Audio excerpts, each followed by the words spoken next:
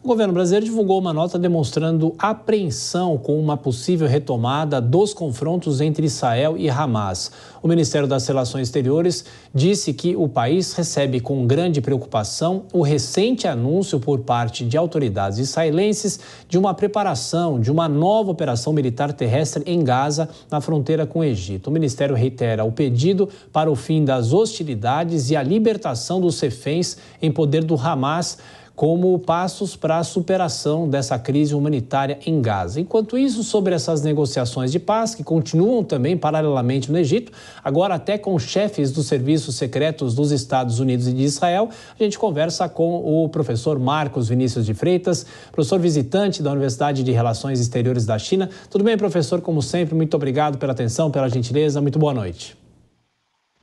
Prazer conversar com você sempre, Thiago. Prazer é meu.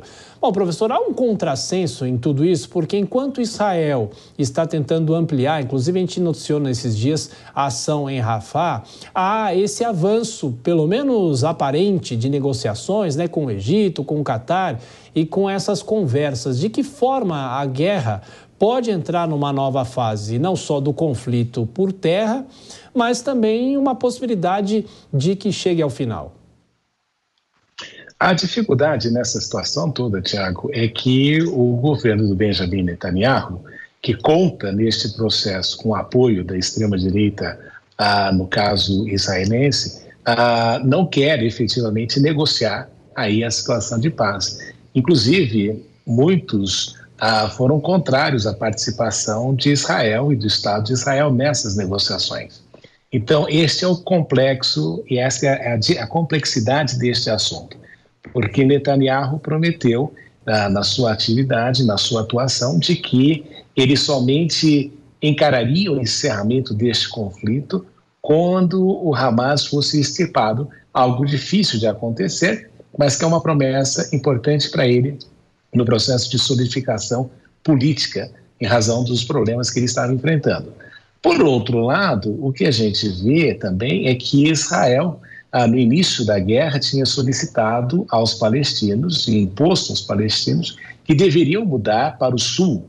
Você vai recordar que houve ali um período em que de 2 ou 3 dias que eles forçaram a população de refugiados a se deslocar para o sul, dizendo que no sul não haveria uma ação militar. E é justamente esta preocupação que nós estamos observando nesse processo todo.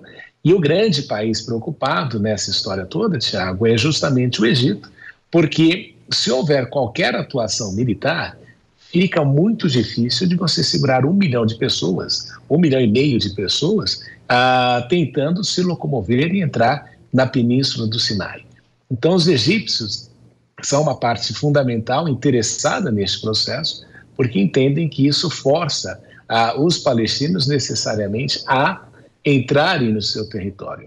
E o grande problema nessa equação toda, Thiago, é que os Estados Unidos têm adotado aí uma dupla moralidade nessa história toda, porque por um lado você vê os norte-americanos, em razão das manifestações internacionais na questão de paz, tudo isso, tentando aí, dizendo que estão propugnando negociações no sentido da paz, mas ainda tem enviado uma quantidade enorme de equipamentos militares para Israel. Inclusive, é uma negociação que está acontecendo no Senado, já aconteceu no Senado, agora vai para a Câmara de Deputados, com relação à continuidade do financiamento de Israel. Então, parece que todas as partes querem a paz, mas efetivamente ninguém está querendo que a guerra acabe.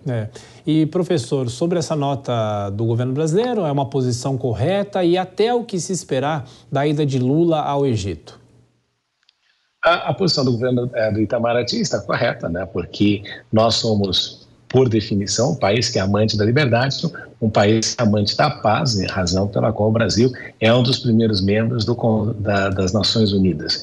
E, obviamente, que o presidente Lula, neste processo todo de restaurar uma diplomacia brasileira internacionalmente, ele tem aí envidado alguns esforços no sentido de querer ter uma participação internacional mais relevante. Mas o fato é de que ele enfrenta as dificuldades que, como o Brasil não é um país diretamente relacionado ao conflito, ele talvez não tenha a legitimidade necessária para atuar efetivamente nesse processo todo.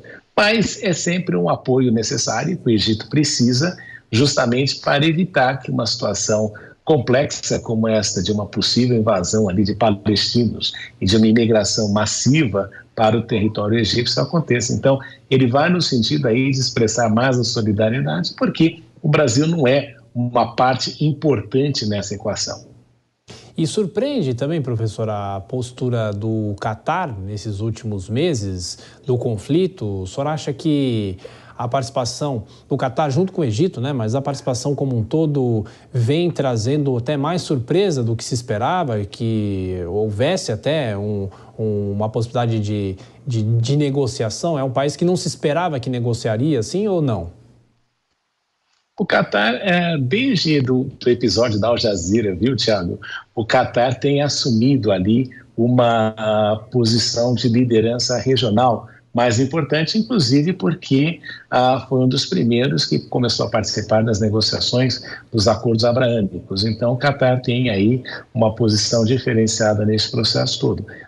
E o Catar também teve a questão da Copa do Mundo. A gente pode recordar muito claramente que o Catar vem vindo naquela região, se engajando numa série de iniciativas para criar um soft power, né, um poder brando do país com relação à região, que é difícil. Afinal, você tem ali duas lideranças regionais que são contrárias entre si. Você tem a Arábia Saudita, onde você tem os sunitas, e você tem o Irã com os xiitas, e os dois vivem ali em conflitos. Afinal, se conseguiu ali, com a intermediação da China, uma negociação importante, em que os dois voltaram a conversar, mas um cenário em que os dois vivem em constantes brigas entre si, o fato de você ter um elemento desestabilizador para os países árabes, como eles consideram a questão de Israel, alguém precisava, algum país ali poderia se destacar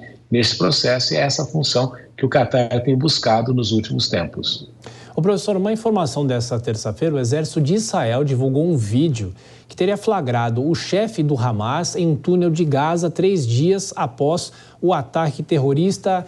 Yahya Sinwar é apontado como o maior responsável pelo massacre de 7 de outubro que desencadeou a guerra no Oriente Médio. O vídeo mostra o líder do Hamas fugindo com os filhos e uma das esposas. Segundo o exército israelense, os militares afirmaram que o material foi descoberto durante uma operação militar e o objetivo é uma busca que só terminará quando o líder do Hamas for capturado vivo ou morto. O exército diz ainda que sabe a localização exata, mas ele estaria cercado por um grande número de reféns israelenses. O senhor acha, professor, que é mais um capítulo também nessa guerra de retóricas? A gente muitas vezes divulga a informação, ou Israel divulga o vídeo, mas não se sabe se é de agora ou se não é de agora. De que forma que a gente pode encarar essas notícias que continuam surgindo em relação à guerra, professor Marcos?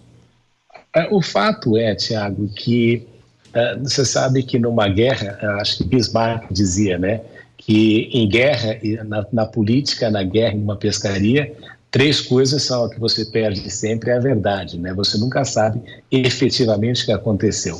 E o que a gente nota é que cada lado tem a sua narrativa que propaga internacionalmente, justamente tentando justificar a sua atuação.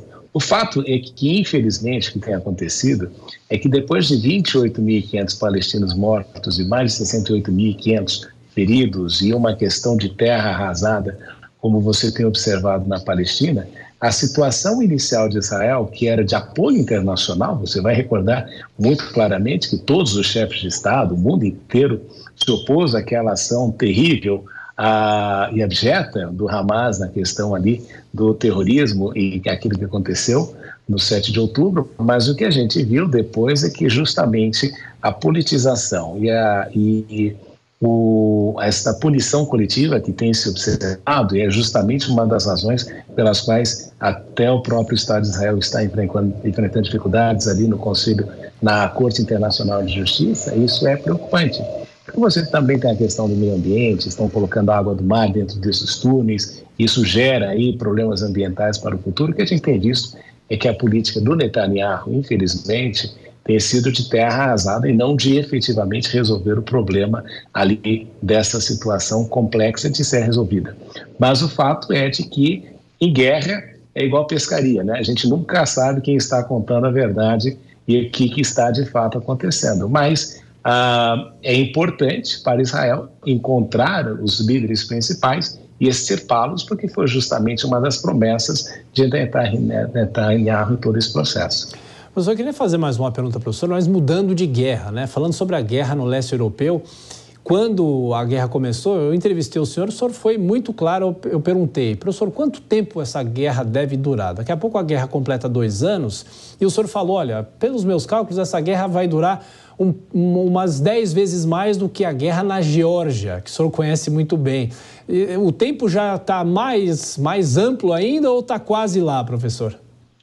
Olha, bem mais, né? E depois da entrevista do Putin ao Tucker Carlson, você realmente viu ali o Putin muito assertivo com relação àquilo que ele pretende fazer. Ele deixou muito claro de que não haverá nenhuma tentativa de negociação de paz se os objetivos que ele estabeleceu inicialmente fossem mantidos. Então, a guerra vai continuar, né, ao que parece, e justamente o que ele está contando nesse cenário todo, viu, Thiago, é com uma possível eleição de Trump, que já disse que resolve esta guerra em 24 horas, não é? E o fato de que Zelensky, aos poucos, começa a enfrentar alguns desafios complexos. Primeiro, a falta de financiamento da guerra, que é muito necessária, afinal, ele não tem esta capacidade militar de resistir à Rússia e o seu... Não podemos esquecer, né? A Rússia tem o maior território do mundo, recursos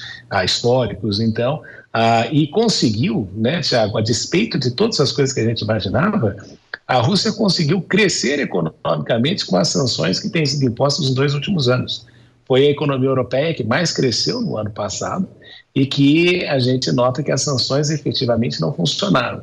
Então, o Zelensky enfrenta esse problema de ficar sem recursos e também, acho que nesta semana, ele fez uma troca ali de comando militar do general principal responsável pelo conflito, o que denota que aquela coesão inicial que havia no conflito também passou a ser mais complexa para ele lidar internamente na Ucrânia. E o último fato que a gente sempre nota, deixa de levar em consideração, é a corrupção.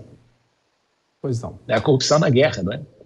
E esse que é o grande fator. Quando você nota corrupção na guerra, significa que o pessoal está apostando contra, internamente falando. Perfeito. Professor Marcos Vinícius de Freitas, professor visitante da Universidade de Relações Exteriores da China. Como sempre, muito obrigado pela gentileza, pela atenção. E eu sei que o senhor não está no Brasil, mas bom fim de carnaval. Até a próxima. Um abraço. Um grande abraço, Thiago. Um bom dia para você.